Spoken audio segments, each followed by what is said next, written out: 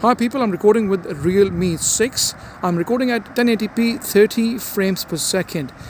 This video is, by the way, being shot after the recent update which Realme sent, which includes the ultra steady mode as well. So once you turn the camera on the left hand side, you'll see the ultra steady option, which should keep your video pretty steady.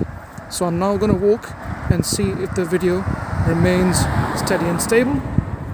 From the looks of it, it seems alright, doesn't seem too bad, looks okay. Now let's increase the pace a bit and see if the video stays stable. So far, so good.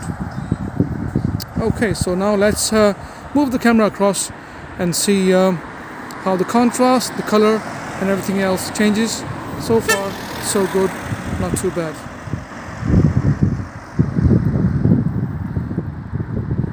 Okay, so see if you can zoom in a bit and see if it changes the quality. By the way, we can't zoom. I just found out we can't zoom. It's a fixed, obviously, focus, a fixed resolution. So now also, let's test the autofocusing ability of the phone and see how that goes. So let's bring my thumb in, my typical thumb test, and see how it does. Okay, a bit of a struggle. Let's change the background a bit. That might help. Yeah.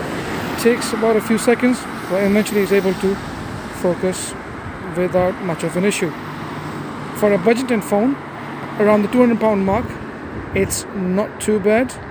There you go, it took a while, a lot longer than before, but eventually it was able to focus. I tell you what, lots of flagship phones do fail in thumb test because obviously it's got less surface area, so it's difficult for cameras to focus onto.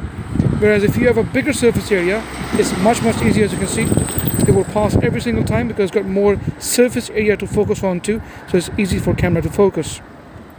So that's me recording with a Realme 6 1080p 30 frames per second, and after that newly released update which has now got the ultra steady mode on this camera, which looks fantastic, doesn't look too bad.